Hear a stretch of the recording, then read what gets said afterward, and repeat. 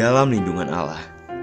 Orang yang duduk dalam lindungan yang maha tinggi dan bermalam dalam naungan yang maha kuasa akan berkata kepada Tuhan, tempat perlindunganku dan kubu pertahananku, Allahku yang kupercayai. Sungguh, dialah yang akan melepaskan engkau dari jerat penangkap burung, dari penyakit sampar yang busuk. Dengan kepaknya ia akan melindungi engkau, di bawah sayapnya engkau akan berlindung. Kesetiaannya ialah perisai dan pagar tembok. Engkau tak usah takut terhadap kedahsyatan malam, terhadap panah yang terbang di waktu siang, terhadap penyakit sampar yang berjalan dalam gelap, terhadap penyakit penular yang mengamuk di waktu petang. Walau 1.000 orang rebah di sisimu dan 10.000 di sebelah kananmu, tetapi itu tidak akan menimpamu. Engkau hanya menontonnya dengan matamu sendiri dan melihat pembalasan terhadap orang-orang fasik. Sebab Tuhan ialah tempat perlindunganmu, yang maha tinggi telah kau buat tempat perteduhanmu. Malapetaka tidak akan menimpa kamu, dan tulah tidak akan mendekat kepada kemahmu. Sebab malaikat-malaikatnya akan diperintahkannya kepadamu untuk menjaga engkau di segala jalanmu. Mereka akan menatang engkau di atas tangannya, supaya kakimu jangan terantuk pada batu. Singa dan ular tedung akan kau langkahi, engkau akan menginjak anak singa dan ular naga. Sungguh, hatinya melekat kepadaku, maka aku akan meluputkannya. Aku akan membentenginya sebab ia mengenal namaku. Bila ia berseru kepadaku, aku akan menjawab. Aku akan menyertai dia dalam kesesakan. Aku akan meluputkannya dan memuliakannya. Dengan panjang umur akan kukenyangkan dia, dan akan kuperlihatkan kepadanya keselamatan daripadaku.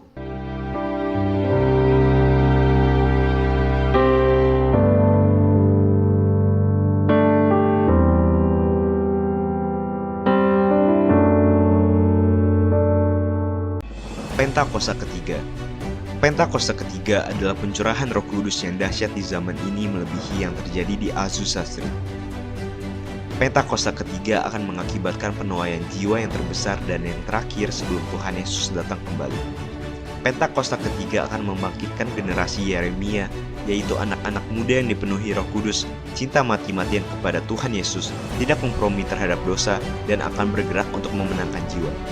Pentakosta ketiga lahir di Indonesia yang bergerak ke bangsa-bangsa. Gerakan ini dari timur ke barat dan akan kembali ke Yerusalem. Pentakosta ketiga akan memberikan kuasa untuk menyelesaikan amanat agung, dan setelah itu Tuhan Yesus datang kembali. Saya undang kita bangkit berdiri, puji Tuhan. Berapa banyak di antara kita pagi hari ini yang siap untuk memuji Tuhan? Boleh lambaikan tangan tinggi-tinggi Bapak Ibu Saudara. Semuanya semangat, amin. Yang semangat kasih tepuk tangan yang terbaik untuk Tuhan Yesus. Kurang meriah Bapak Ibu Saudara, kasih yang terbaik untuk Tuhan Yesus. Haleluya, haleluya. Pagi ini Roh Kudus rindu melawat Bapak Ibu Saudara dan saya dengan anggur yang baru. Haleluya. Ayo katakan, Roh Kudus tercurah di tempat ini. Urapannya yang ajaib memulihkan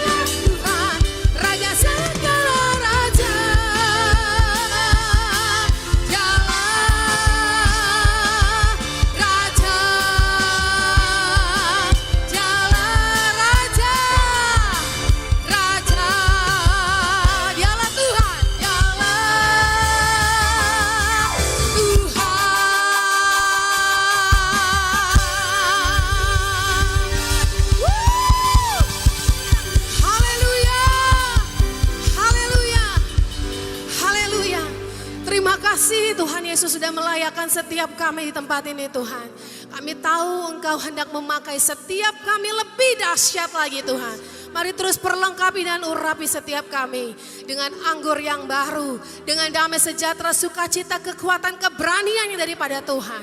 Terima kasih Roh Kudus, teruslah berkarya Tuhan atas setiap kami di tempat ini maupun yang di Zoom. Dalam nama Tuhan Yesus kami mengucap syukur, haleluya. Amin. Silakan duduk Bapak Ibu Saudara.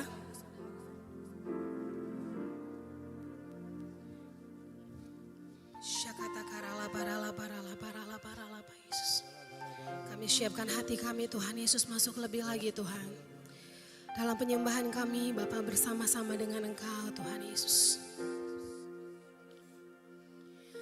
Setiap hari kulihat kasih-Mu, setiap hari kulihat kuasa-Mu, setiap hari kulihat mujizat terjadi dalam hidupku. Yang merasakan kebaikan Tuhan, mari katakan sekali lagi.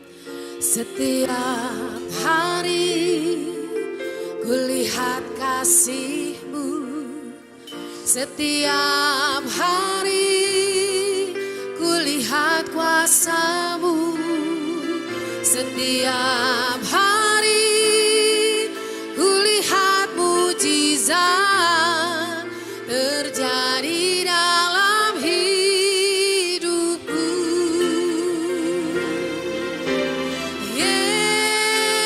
Yesus,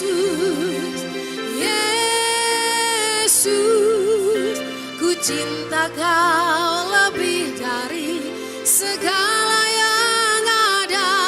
Hanya Yesus, Yesus, Kau segalanya bagiku. Mungkin hari-hari ini kita belum lihat jawaban Tuhan, tapi katakan setiap hari kulihat kasih-Mu, amin. Setiap hari kulihat kuasa-Mu, setiap hari kulihat mujizat terjadi dalam hidupku.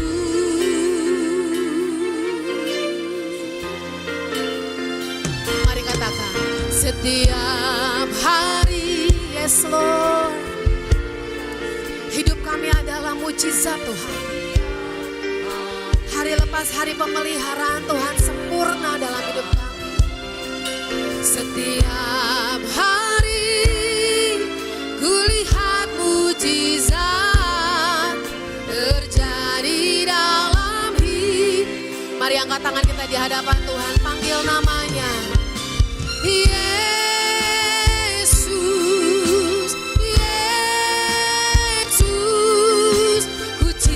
Kau lebih dari segala yang ada. Hanya Yesus, Yesus, Kau segalanya bagiku. Yesus,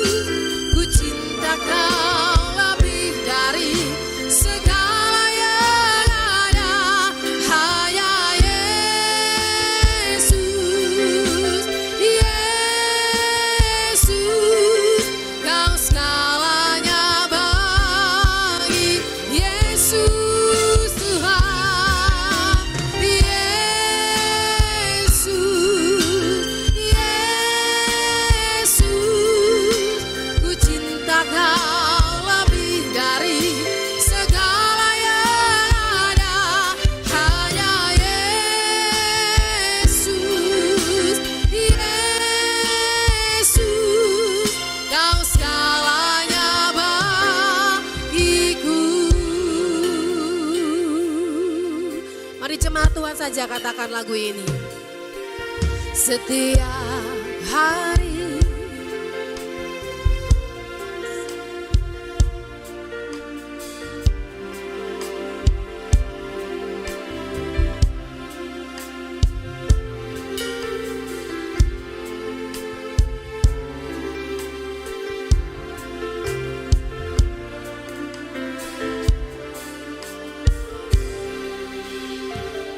sekali lagi sama-sama katakan. Setiap hari kulihat kasih-Mu, setiap hari kulihat kuasa-Mu, setiap hari kulihat mujizat terjadi dalam hidup Yesus.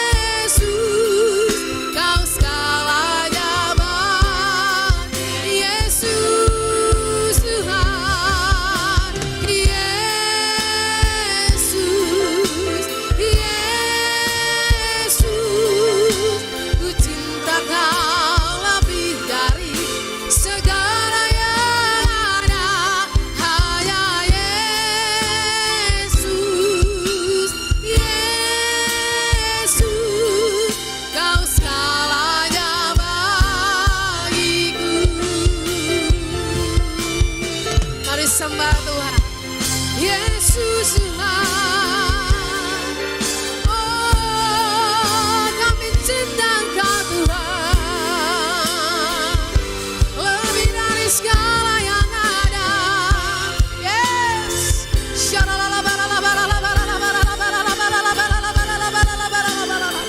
Semua karena anugerah-Mu, semua karena kemurahan-Mu, semua karena kebaikan-Mu.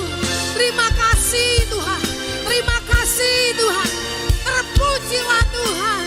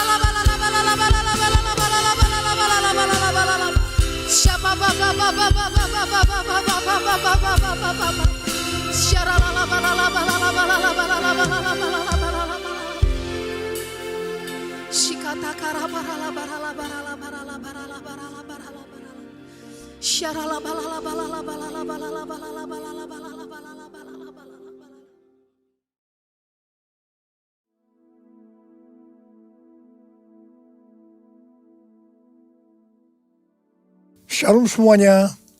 Hari ini kita memperingati kenaikan Tuhan Yesus ke sorga. Alkitab berkata, Yesus mati karena dosa-dosa kita.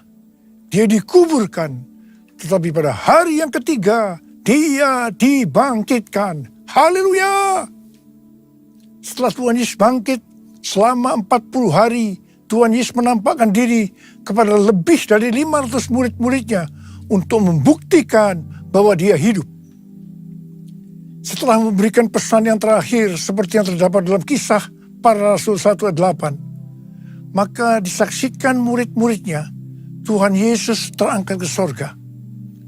Saya percaya kalau kita berada di sana waktu itu, kita pasti akan sama dengan murid-murid Tuhan Yesus yang melihat bahwa Tuhan Yesus bertambah tinggi. Ketika mereka melihat ke bawah, ternyata kaki Tuhan Yesus sudah tidak menyentuh tanah lagi. Perlahan, tapi pasti Tuhan Yesus terangkat ke surga. Makin lama makin kecil, sampai ada awan yang menutupi dan hilang dari pandangan mata. Sementara mereka terheran-heran melihat ke langit, maka ada dua orang yang berpakaian putih di dekat mereka yang berkata, "Hai orang-orang Galilea, mengapakah kamu berdiri melihat ke langit? Yesus ini yang terangkat ke surga meninggalkan kamu, akan datang kembali dengan cara yang sama seperti kamu melihat dia naik ke surga." Dari ayat ini, saya percaya kalau yang melihat Tuhan Yesus naik ke surga adalah murid-murid Tuhan Yesus, maka yang akan melihat Tuhan Yesus turun dari surga adalah murid-murid Tuhan Yesus. Amin. Tuhan Yesus berkata dalam Yohanes 14 ayat 1-3, "Janganlah gelisah hatimu, percayalah kepada Allah, percayalah juga kepadaku. Di rumah Bapa-Ku banyak tempat tinggal. Jika tidak demikian, tentu aku mengatakannya kepadamu. Sebab aku pergi ke situ untuk menyediakan tempat bagimu. Dan apabila aku telah pergi ke situ dan telah menyediakan tempat bagimu, aku akan datang kembali dan membawa kamu ke tempatku, supaya di tempat di mana aku berada, kamu pun berada." Pesan Tuhan Yesus ini ditujukan untuk murid-muridnya. Karena itu, kalau kita mau ikut dalam pengangkatan, maka kita harus menjadi murid Tuhan Yesus. Murid Tuhan Yesus adalah kita-kita yang hidupnya sama seperti Kristus telah hidup. Karena kita hidup sama seperti Kristus telah hidup, maka kita akan menjadi serupa dengan gambarnya. Roma 8 ayat 29 berkata, "Sebab semua orang yang dipilihnya dari semula, mereka juga ditentukannya dari semula untuk menjadi serupa dengan gambaran anaknya, supaya ia, anaknya itu, menjadi yang sulung di antara banyak saudara." Jadi goal kita sebagai orang percaya adalah menjadi serupa dengan gambar Yesus, yaitu murid Tuhan Yesus. Bagi Allah selama-lamanya, bagi Allah selama-lamanya, bagi Allah selama-lamanya, amin. Bagi Allah selama-lamanya, bagi Allah selama-lamanya, bagi Allah selama-lamanya, amin. Amin. Amin. Ibrani 7 ayat 25 berkata, "Karena itu ia sanggup juga menyelamatkan dengan sempurna semua orang yang oleh Dia datang kepada Allah. Sebab ia hidup senantiasa untuk menjadi pengantara mereka." Tuhan Yesus di surga menjadi pengantara kita. Artinya sebagai pendoa syafaat bagi kita, supaya kita selamat secara sempurna. Kalau kita berbicara tentang keselamatan, maka ada 3 hal yang harus diperhatikan. Yang pertama, bisa kehilangan keselamatan. Yang kedua, hampir-hampir tidak diselamatkan. Dan yang ketiga, selamat dengan sempurna. Orang yang sudah percaya bisa kehilangan keselamatan. Matius 7 ayat 21-23 berkata, "Bukan setiap orang yang berseru kepadaku, 'Tuhan, Tuhan,' akan masuk ke dalam kerajaan sorga, melainkan Dia yang melakukan kehendak Bapa-Ku yang di sorga. Pada hari terakhir, banyak orang akan berseru kepadaku, Tuhan, Tuhan, bukankah kami bernubuat demi nama-Mu, dan mengusir setan demi nama-Mu, dan mengadakan banyak mujizat demi nama-Mu juga? Pada waktu itulah aku akan berterus terang kepada mereka, dan berkata, Aku tidak pernah mengenal kamu. Enyahlah daripadaku, kamu sekalian pembuat kejahatan. Ini merupakan peringatan bagi hamba-hamba Tuhan yang sedang dipakai oleh Tuhan, agar pelayanan yang diberikan oleh Tuhan semata-mata hanya untuk menyatakan kemuliaannya. Bukan untuk kemuliaan diri sendiri. Bukan untuk mencari keuntungan pribadi. Bukan untuk popularitas. Di mana ini semua bisa mengakibatkan hilangnya keselamatan. Contoh seorang murid yang kehilangan keselamatannya adalah Yudas. Yudas mengikut Yesus begitu lama. Bahkan dicatat dalam Lukas 9 ayat 1 sampai dengan 6. Ia bersama murid-muridnya yang lain pernah melakukan berbagai mujizat dan pelayanan kesembuhan. Namun ia akhirnya memilih meninggalkan Tuhan. Maka hilanglah keselamatannya. Hal yang kedua, mengenai hampir-hampir tidak diselamatkan. 1 Korintus 3 ayat 10 sampai dengan 15 berkata, bahwa kita membangun hidup kita ini dengan dasar Yesus Kristus. Pertanyaannya, bahan apa yang kita gunakan untuk membangun kehidupan kita ini? Apakah dengan bahan emas, perak, batu permata, ataukah dengan bahan kayu, rumput kering, atau jerami? Semua ini akan nampak pada hari Tuhan, saat pekerjaan kita diuji dengan api. Jika pekerjaan kita tahan uji, artinya tidak terbakar karena terbuat dari bahan emas, perak, dan batu permata, maka kita akan mendapat upah. Tetapi sebaliknya, kalau pekerjaannya itu terbakar karena bahan yang digunakan adalah kayu, rumput kering, atau jerami, maka akan menderita kerugian. Selamat sih selamat, tetapi seperti keluar dari dalam api. Artinya hampir-hampir tidak diselamatkan. Hampir-hampir tidak diselamatkan dapat diartikan, yang pertama, kehilangan upah atau pahala. Yang kedua, kedudukan yang rendah di sorga. Yang ketiga, kehilangan kesempatan pelayanan dan kekuasaan di sorga. Yang keempat, kehilangan kemuliaan dan kehormatan di hadapan Allah. Mari, saya akan mengajak saudara untuk memperhatikan dengan serius pekerjaan pelayanan kita, juga termasuk kualitas kehidupan. Jangan menjadi orang Kristen yang acuh tak acuh, agar kita mendapatkan upah di sorga. Yang mau katakan amin. Tuhan Yesus berada di sorga untuk mendoakan kita agar mendapatkan keselamatan yang sempurna. Bukan untuk kehilangan keselamatan, atau bukan hampir-hampir tidak diselamatkan. Supaya doa Tuhan Yesus ini terjadi, maka sesuai 2 Petrus 1 ayat 5 sampai dengan 11 dikatakan bahwa kita harus dengan sungguh-sungguh berusaha untuk menambahkan kepada iman kita kebajikan. Artinya berbuat baik. Kemudian ditambahkan lagi pengetahuan. Kemudian tambahkan lagi dengan penguasaan diri. Tambahkan lagi dengan ketekunan. Tambahkan lagi dengan kesalehan yang artinya hidup kudus. Tambahkan lagi kasih akan saudara-saudara seiman.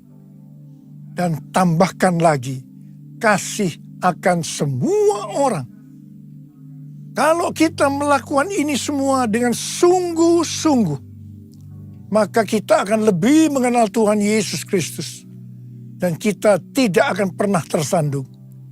Dengan demikian, kita akan dikaruniakan hak penuh untuk memasuki kerajaan kekal, yaitu kerajaan Tuhan dan Juru Selamat kita, Yesus Kristus. Yang artinya kita mendapatkan keselamatan yang sempurna. Haleluya! Bagi Allah selama-lamanya, bagi Allah selama-lamanya, bagi Allah selama-lamanya. Amin. Bagi Allah selama-lamanya, bagi Allah selama-lamanya, bagi Allah selama-lamanya. Amin. Amin. Amin. Pesan yang terakhir dari Tuhan Yesus untuk murid-muridnya sebelum ia terangkat ke sorga terdapat dalam Kisah Para Rasul 1 ayat 8 yang berkata, tetapi kamu akan menerima kuasa kalau Roh Kudus turun ke atas kamu, dan kamu akan menjadi saksiku di Yerusalem dan di seluruh Yudea dan Samaria dan sampai ke ujung bumi. Setelah memberikan pesan yang terakhir ini, Tuhan Yesus naik ke sorga. Setelah itu, apa yang dilakukan oleh murid-muridnya? Mereka pergi ke Yerusalem dan berkumpul di ruang atas atau kamar loteng. Mereka melakukan ini karena Tuhan Yesus yang menyuruh mereka agar tidak meninggalkan kota Yerusalem, karena mereka akan dilengkapi dengan kekuasaan dari tempat tinggi. Tuhan Yesus berkata, sebab Yohanes membaptis dengan air, tetapi tidak lama lagi kamu akan dibaptis dengan Roh Kudus. Murid-murid yang berkumpul berjumlah sekitar 120 orang. Kisah Para Rasul 1 ayat 14 bagian A berkata, mereka semua bertekun dengan sehati dalam doa bersama-sama. Artinya, mereka berdoa, memuji dan menyembah Tuhan dalam unity siang dan malam. Ini adalah prinsip restorasi Pondok Daud. Ini adalah prinsip menara doa. Pada hari raya Pentakosta, jadi 10 hari setelah mereka berkumpul itu, tiba-tiba turunlah dari langit suatu bunyi seperti tiupan angin yang keras yang memenuhi seluruh rumah di mana mereka duduk. Dan tampaklah kepada mereka lidah-lidah seperti nyala api yang bertebaran dan hinggap pada mereka masing-masing.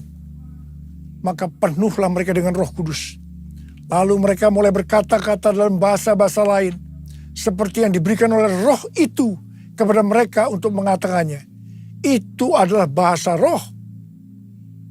Orang yang dibaptis dengan Roh Kudus atau dipenuhi Roh Kudus, tanda awalnya adalah berbahasa roh. Setelah itu murid-murid Tuhan Yesus dipakai secara luar biasa untuk melakukan amanat agung. Tanda dan mujizat menyertai pelayanan mereka. Peristiwa ini disebut sebagai Pentakosta yang pertama. Pentakosta yang pertama ini dahsyat. Sebab dalam kurun beberapa ratus tahun, sekitar 70% dari dunia yang dikenal waktu itu, yaitu yang berada di bawah kekaisaran Romawi, menjadi Kristen. Pertanyaannya, apakah amanat agung sudah selesai? Jawabannya, belum. Karena itu pada tahun 1906, kembali Roh Kudus dicurahkan di Azusa Street, yang disebut sebagai Pentakosta yang kedua. Ciri-ciri yang menonjol dalam Pentakosta kedua ini adalah penekanan dalam hal berbahasa roh dan pelayanan mujizat dan kesembuhan. Meskipun seluruh karunia roh juga dicurahkan dengan limpahnya. Pentakosta kedua ini dahsyat. Mengapa? Karena melahirkan gerakan Pentakosta dan karismatik. Saat ini ada sekitar 700 juta orang yang diberdayakan oleh Roh Kudus. Pertanyaannya, Apakah amanat agung sudah selesai? Jawabannya belum. Karena itu hari-hari ini pencurahan Roh Kudus yang jauh lebih dahsyat dibanding dengan Azusa Street sedang terjadi. Ini disebut sebagai Pentakosta yang ketiga. Seperti yang terjadi pada Pentakosta yang pertama dan Pentakosta yang kedua. Maka berbahasa roh dan pelayanan kesembuhan juga terlihat begitu intens. Saya percaya dengan Pentakosta ketiga ini, amanat agung Tuhan Yesus akan selesai dan Tuhan Yesus akan datang kembali. Yesus, aku percaya, Yesus, aku milikmu, ku hidup karenamu dan hanya untukmu. Yesus, aku percaya, Yesus, aku milikmu, ku hidup karenamu dan hanya untukmu selamanya. I will worship you, I will worship you, I will worship you, Jesus, Jesus, Jesus.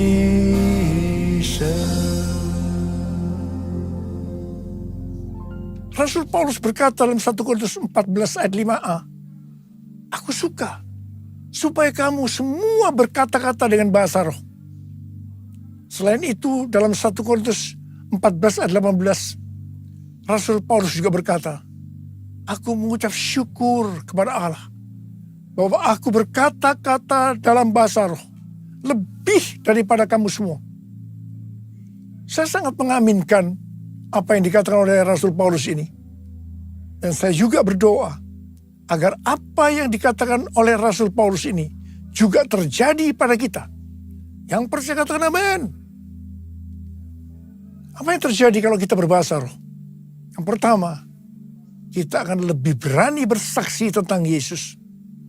Kita ingat Petrus, di mana sebelum dia dibaptis Roh Kudus dengan tanda awal berbahasa roh, dia pernah menyangkal Yesus sebanyak 3 kali sebelum ayam berkokok. Setelah dibaptis Roh Kudus dan berbahasa roh, dia berani bersaksi tentang Tuhan Yesus. Tidak peduli akan disesah atau dipenjarakan. Yang kedua, kalau kita berbahasa roh, maka sesuai dengan 1 Korintus 14 ayat 4a dikatakan, siapa yang berkata-kata dalam bahasa roh, ia membangun dirinya sendiri. Yang artinya kalau kita berbahasa roh, kita akan membangun iman kita. Yang ketiga, kalau kita berbahasa roh, kita akan lebih merasakan hadiratnya dan lebih intim dengan dia. Karena ketika kita berbahasa roh, kita berkata-kata kepada Allah, bukan kepada manusia. Yang keempat, kalau kita berbahasa roh, kita akan bisa berdoa lebih lama lagi. Yang kelima, sesuai dengan 1 Korintus 14 ayat 14 dan 15 yang berkata, sebab jika aku berdoa dengan bahasa roh, maka rohkulah yang berdoa, tetapi akal budiku tidak turut berdoa. Jadi, apakah yang harus kubuat? Aku akan berdoa dengan rohku, tetapi aku akan berdoa juga dengan akal budiku. Aku akan menyanyi dan memuji dengan rohku, tetapi aku akan menyanyi dan memuji juga dengan akal budiku. Jadi, kalau kita menghendaki agar roh kita berdoa, menyanyi dan memuji, maka kita harus berbahasa roh. Sedangkan kalau dengan akal budi atau jiwa, maka kita harus menggunakan bahasa yang kita mengerti.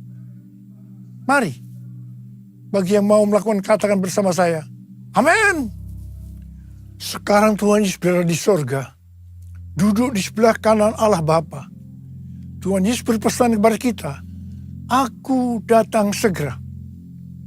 Waktu Tuhan Yesus ditanya oleh murid-muridnya, apa tanda kedatanganmu dan tanda kesudahan dunia ini?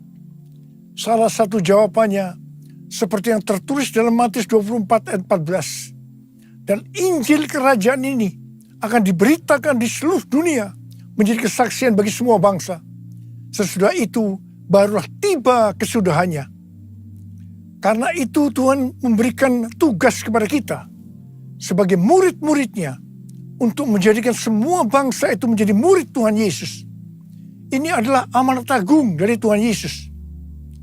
Salah satu visi dari Empower 21 bahwa pada hari Pentakosta tahun 2033 setiap orang akan mendapatkan kesempatan untuk berjumpa secara autentik dengan Tuhan Yesus melalui kuasa dan kehadiran Roh Kudus. Rick Warren dari Southern Baptist Church mendapatkan bahwa tahun 2033 adalah goal untuk menyelesaikan amanat agung. Karena itu, mari kita perhatikan yang sungguh-sungguh satu dekade ke depan ini, yaitu dari tahun 2023 sampai dengan tahun 2033. Tahun 2033 adalah peringatan penginjilan yang ke-2000 tahun. Peringatan kematian, kebangkitan, dan kenaikan Tuhan Yesus ke sorga yang ke-2000 tahun. Dan juga pencurahan Roh Kudus, yang berarti ini peringatan hari ulang tahun gereja yang ke-2000 tahun. Untuk bisa menyelesaikan amanat agung, tidak bisa dengan kekuatan sendiri, tetapi harus dengan kuasa Roh Kudus. Karena itu, saudara harus penuh dengan Roh Kudus. Ada berapa banyak di antara saudara yang rindu untuk dibaptis Roh Kudus dengan tanda awal berbahasa roh? Angkat tangan saudara. Ada berapa banyak di antara saudara yang rindu untuk dipenuhi dengan Roh Kudus? Angkat tangan saudara. Curahkanlah kuasa-Mu Tuhan, mujizat terjadi di tempat ini. Curahkanlah kuasa-Mu Tuhan, mujizat terjadi sekarang ini. Curahkan ya Tuhan, curahkanlah kuasa-Mu Tuhan, mujizat terjadi di tempat ini. Curahkanlah kuasa-Mu Tuhan, mujizat terjadi sekarang ini. Mujizat terjadi sekarang ini. Mujizat terjadi sekarang ini. Sembah Dia. Kurana masyana nama kana mara bara bara bara bara bara. Uriana bara bara bara bara bara bara bara bara. Uriana bara bara bara bara bara bara bara bara. Curahkan Roh-Mu Tuhan, curahkan Roh-Mu Tuhan. Baptis mereka dengan Roh Kudus dengan tanda awal berbahasa roh ya Tuhan. Terima, terima, terima, terima, terima. Penuhi mereka dengan Roh-Mu, penuhi mereka dengan Roh-Mu ya Tuhan. Uriana bara bara bara bara bara bara bara bara. Uriana bara bara bara bara bara bara bara bara. Oh, ramasykana bara bara. Curahkanlah kuasa-Mu Tuhan, mujizat terjadi di tempat ini. Curahkanlah kuasa-Mu Tuhan, mujizat terjadi sekarang ini. Mujizat terjadi sekarang ini. Mujizat terjadi sekarang ini.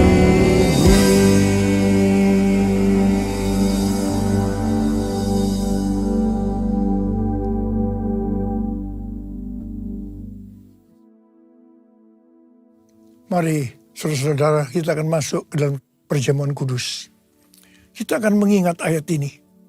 Sebab setiap kali kamu makan roti ini dan minum cawan ini, kamu memberitakan kematian Tuhan sampai ia datang. Perjamuan kudus adalah perjamuan Tuhan Yesus sendiri. Setiap kali kita masuk dalam perjamuan kudus, Tuhan Yesus selalu berkata, biarlah ini menjadi peringatan akan aku. Peringatan akan aku. Karena itu mari arahkan hati kita kepada kebaikan Tuhan. Kita akan mengingat kebaikan Tuhan. Mari tundukkan kepala. Bapa, siapakah kami ini sebelum kami mengenal Engkau? Kami semua orang berdosa. Upah dosa adalah maut, mati. Tapi Engkau yang tidak berdosa telah dijadikan dosa oleh karena kami. Engkau harus turun dari sorga mulia, menjelma menjadi manusia, mati ganti kami dengan penderitaan yang luar biasa. Itu Engkau ya Abah, itu Engkau. Engkau jadikan kami sebagai anak-anak-Mu. Engkau tuntun, Engkau bela, Engkau lindungi, Engkau berkati. Engkau juga hajar kami kalau kami salah. Itu Engkau ya Abah. Itu Engkau ya Abah. Terima kasih. Bapa terima kasih. Bapa terima kasih. Tuhan akan memberkati kita melalui perjamuan kudus. Tapi Tuhan mau kita makan dan minum dengan cara yang benar. Karena itu masing-masing sekarang berdoa. Introspeksi. Lihat keadaan dirimu masing-masing. Jangan menyimpan dosa.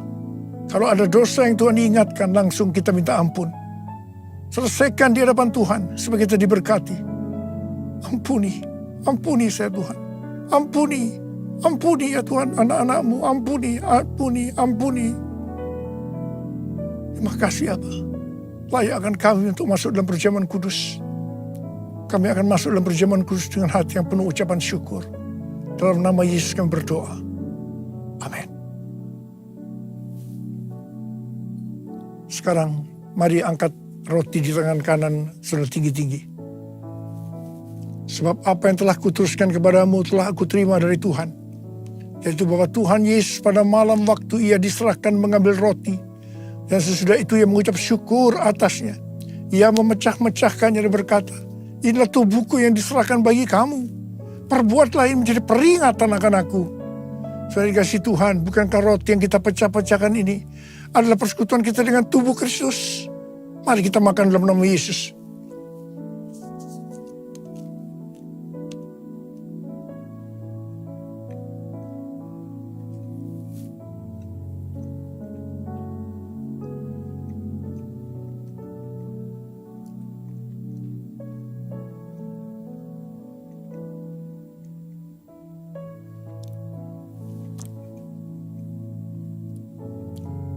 Sekarang angkat cawan di tangan kanan saudara tinggi-tinggi.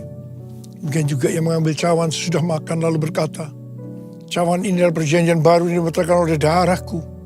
Perbuatlah ini setiap kali kamu meminumnya menjadi peringatan akan aku. Tuhan dikasih Tuhan.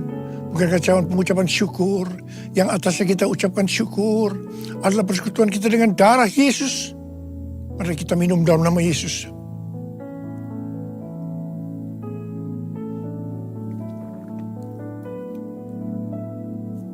Mari angkat tangan kita di hadapan Tuhan.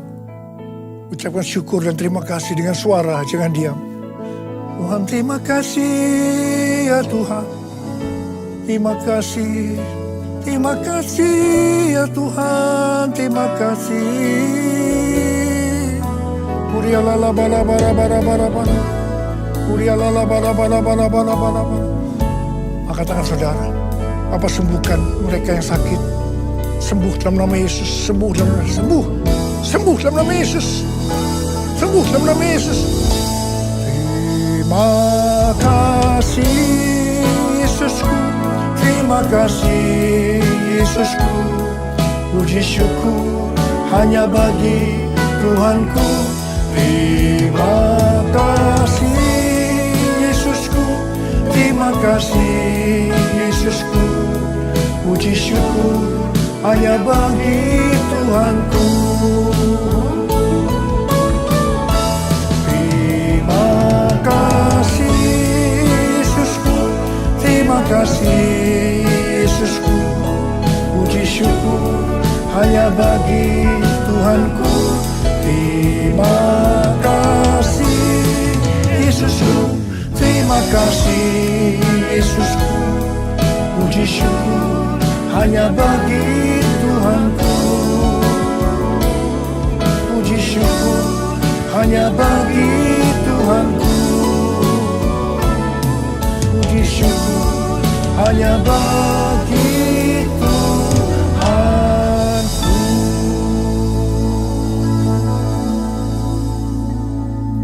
Sekarang terimalah berkat Tuhan. Kasih karunia berlimpah-limpah daripada Allah Bapa dalam Anak yang tunggal Yesus Kristus. Persekutuan yang manis dengan Roh Kudus menyertai saudara sekalian mulai hari ini. Sampai Tuhan Yesus datang menjemput kita di awan-awan dan bahkan sampai selama-lamanya. Yang percaya bersama-sama katakan, amin.